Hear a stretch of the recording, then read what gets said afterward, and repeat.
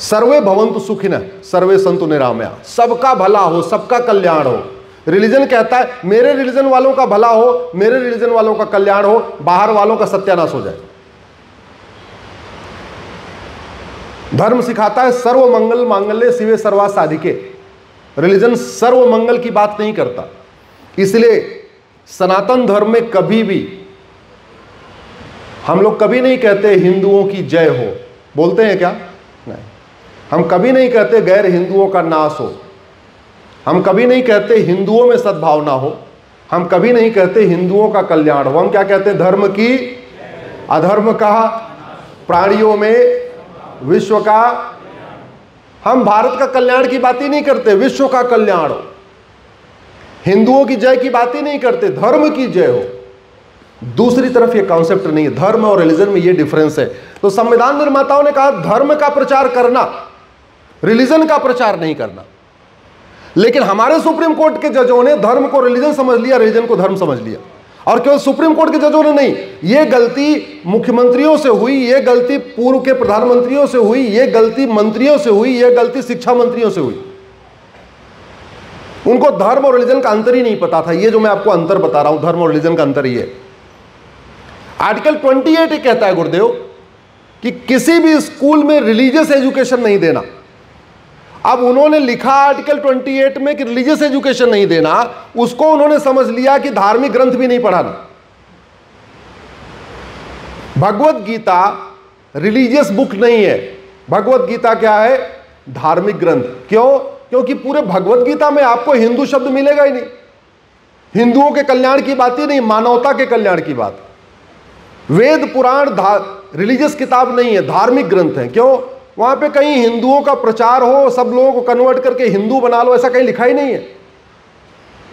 रामचरितमानस, रामायण, उपनिषद ये रिलीजियस किताब नहीं है, ये धार्मिक ग्रंथ है। कहां लिखा हुआ है रामचरितमानस में कि जो लोग राम को नहीं मानते उनको मारो, पीटो और उनको कन्वर्ट करो? कहीं लिखा है क्या?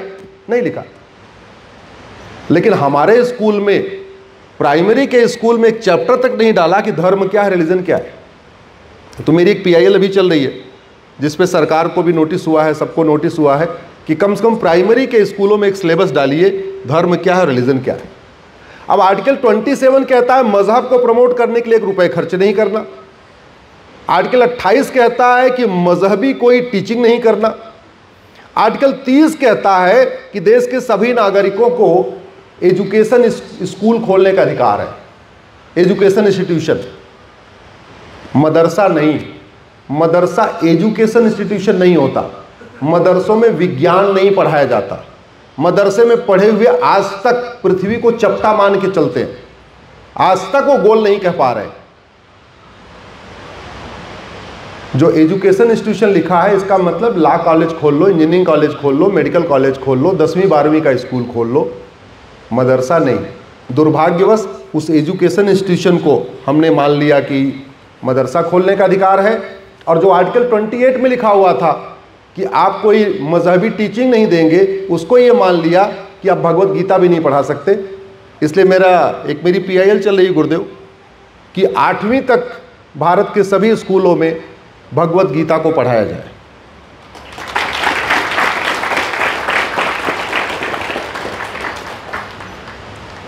ऐसे ही आर्टिकल 25 की एक बड़ी गलत व्याख्या हुई। क्या कहा उन्होंने कहा लोगों को फ्रीडम ऑफ रिलीजन है, और फ्रीडम ऑफ रिलीजन का उन्होंने मतलब समझ लिया फ्रीडम ऑफ कन्वर्जन है। फ्रीडम ऑफ रिलीजन और फ्रीडम ऑफ कन्वर्जन में अंतर होता है कि नहीं? होता है। भारत इलेक्शन के समय में सेंसिटिव बूथ की लिस्ट डिक्लेयर होती है। Election commission sensitive booth declare करता है कि फलाना वाला बूथ सेंसिटिव है, फलाना वाला बूथ हाई सेंसिटिव है। जहां 100% हिंदू होते हैं वो बूथ कभी सेंसिटिव नहीं होता। जहां हिंदू 70% हो जाते हैं वो बूथ सेंसिटिव हो जाता है, और जो बूथ जहां हिंदू 50% हो जाते हैं वो बूथ हाई सेंसिटिव हो जाता है। इसका मतलब हिंदुओं के घटने से अशांति बढ़ रही है। इसका मतलब हिंदुओं के घटने के बाद पुलिस को ज़्यादा लगाना पड़ रहा है। इसका मतलब हिंदुओं के बढ़ने के बाद आपको फोर्स की ज़्यादा ज़रूरत पड़ रही है। जहां सारे हिंदू हैं वहां ना पुलिस की जरूरत ना फोर्स की जरूरत, सब जाके अपना वोट डाल के आ जाते हैं, कोई वहां पे लाठी डंडे नहीं चलते। भारत का संविधान कहता है इक्वलिटी, जस्टिस, लिबर्टी, फ्रेटर्निटी, और ये केवल और केवल सनातन धर्म सिखाता है, सनातन संस्कृति सिखाती है, हमारी भगवत गीता सिखाती है, हमारा उपनिषद सिखाता है, हमारे वेद पुराण सिखाते हैं, हमारे मंदिर में ये बात सिखाई जाती है। इसलिए मंदिर और दूसरे चीज़ों को बराबर तुलना कर लेना ये बिल्कुल गलत है। मैंने अभी केंद्रीय जो हाउसिंग डेवलपमेंट मिनिस्टर हैं हरदीप पुरी साहब, उनसे रिक्वेस्ट किया है और आज आप लोगों के सामने फिर से बता रहा हूं कि मैं क्या रिक्वेस्ट किया है। मैंने उनसे यही कहा है कि जब कोई भारत में सोसाइटी बने, कहीं पे टाउनशिप बने, तो टाउनशिप आप अल्टीमेटली नक्शा पास होने के लिए आता ही है, आप सुनिश्चित करिए हर सोसाइटी के अंदर एक मंदिर जरूर होना चाहिए। और ये बात वो हमसे कह रहे थे कि कल को कोई सुप्रीम कोर्ट में पीआईएल फाइल कर देगा कि सोसाइटी बना रहे हैं, नक्शा पास करते समय मंदिर क्यों होना चाहिए, फिर लोग कहेंगे चर्च क्यों नहीं होना चाहिए, मस्जिद क्यों नहीं होना चाहिए। हमने कहा आप ये करिए, जो सुप्रीम कोर्ट में आएंगे हम वहाँ समझा देंगे कि मंदिर और मस्जिद में अंतर होता है, मंदिर और चर्च में अंतर होता है। मंदिर में धर्म सिखाया जाता है, मस्जिद और चर्च में धर्मांतरण सिखाया जाता है, ये डिफरेंस है। मंदिर में वसुधैव कुटुंबकम सिखाया जाता है, मंदिर में नारी तू नारायणी सिखाया जाता है, मंदिर में यत्र नारस्तु पूज्यते रमन्ते तत्र देवता सिखाया जाता है, मंदिर में सर्वमंगल मांगल्य सिखाया जाता है, मंदिर में सर्वे भवन्तु सुखिनः सिखाया जाता है, मंदिर में जननी जन्म भूमिश्च स्वर्गात् गरीयसी सिखाया जाता है। इसलिए आप मंदिर के लिए ज़रूरी करिए। और आप जरा सोचिए, अगर हम लोग व्यक्तिगत प्रयास से चाहेंगे तो कितने मंदिर बनवा लेंगे, लेकिन अगर कानून में हो जाए कि सोसाइटी जो आप फॉर्म कर रहे हैं, जो आप सोसाइटी बना रहे हैं, चाहे आप उसमें 100 फ्लैट बना रहे हैं या 500 फ्लैट बना रहे हैं, ये ज़रूरी है कि आपके उस कैंपस के अंदर एक छोटा सा ही मंदिर हो, लेकिन एक मंदिर ज़रूरी हो, तो कम से कम लोगों को लाभ मिलेगा कि नहीं मिलेगा। घंटी बजेगी तो कम से कम उस एरिया में अच्छी वाइब्रेशन आएगी कि नहीं आएगी। तो आशा करता हूँ सरकार इस पे ध्यान देगी, नहीं ध्यान देगी तो आप सब लोग मिलकर आवाज़ उठाएंगे, हम लोग मिलकर आवाज़ उठाएंगे, गुरुजन आप लोग सब लोग आवाज़ उठाएंगे तो ये काम होगा। एक चीज़ जो बहुत आवश्यक है करना, कि अब समय आ चुका है कि भारत में यूनिफॉर्म एजुकेशन सिस्टम लागू किया जाए। मैं जापान का एजुकेशन सिस्टम देख रहा था, है तो वो जापानी में, लेकिन सारा सिलेबस करिकुलम वही है जो हमारे गुरुकुल वैदिक शिक्षा व्यवस्था में है। जापान ने हमारे पूरे वैदिक गुरुकुल शिक्षा व्यवस्था की नकल कर लिया और उसका फायदा देखिए। जापान में जासूस नहीं पैदा होते, जापान में गद्दार नहीं पैदा होते, जापान में कामचोर नहीं पैदा होते, जापान में आतंकवादी नहीं पैदा होते, अलगाववादी नहीं पैदा होते, कट्टरपंथी नहीं पैदा होते, जिहादी नहीं पैदा होते, ट्रेन पे पत्थर मारने वाले नहीं पैदा होते। शिक्षा में संस्कार हो और कानून का खौफ हो तो देश प्रगति करता है। जैसे घर में माता पिता में किसी एक का प्यार हो और दूसरे का खौफ हो तो बच्चा ठीक से रहता है। माता का प्यार हो, पिता का खौफ हो, या पिता का प्यार हो, माँ का खौफ हो, किसी दोनों में से कोई एक का सिस्टम रहता तो बढ़िया चलता है। कुम्हार अच्छा बर्तन कैसे बनाता है, एक हाथ नीचे रखता है, एक हाथ ऊपर रखता है, एक हाथ से मिट्टी को ऊपर उठाता है, दूसरे हाथ से मिट्टी को दबाता रहता है, तो अच्छा बर्तन बनता है। वैसे शिक्षा में संस्कार हो और कानून का खौफ हो तो भारत बहुत तेजी के साथ जो हमारे महापुरुषों का सपना था हम उसको साकार कर सकते हैं। मैंने गुरुदेव पीआईएल फाइल किया है कि भारत में जो 65 तरीके के एजुकेशन बोर्ड चल रहे हैं, इन सब को ख़त्म करके भारत में 1 नेशन 1 एजुकेशन बोर्ड बनाया जाए।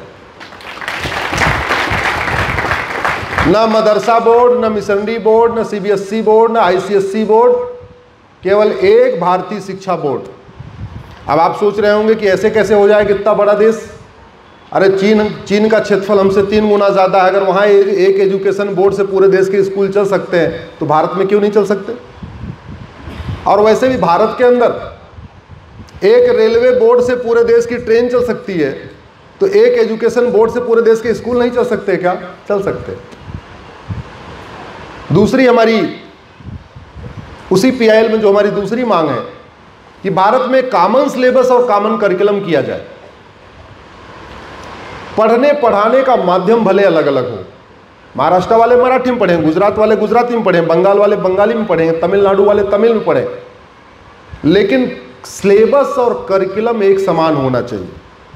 कुछ लोग सोच रहे होंगे ये कैसे हो जाएगा?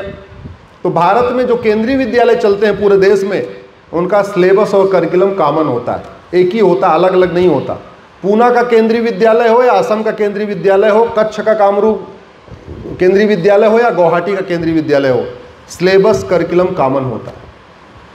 और तीसरा हमने उसमें मांग किया है कि प्राइमरी में विषयों पे फोकस करने की बजाय भारत की महान संतों के बारे में पढ़ाया जाए, भारत के महापुरुषों के बारे में पढ़ाया जाए, भारत की संस्कृति के बारे में पढ़ाया जाए, हमारी ऋषि संस्कृति क्या थी, हमारी परंपरा क्या थी, हमारा दर्शन क्या था, भारत की सोच क्या रही, उनके बारे में पढ़ाया जाए।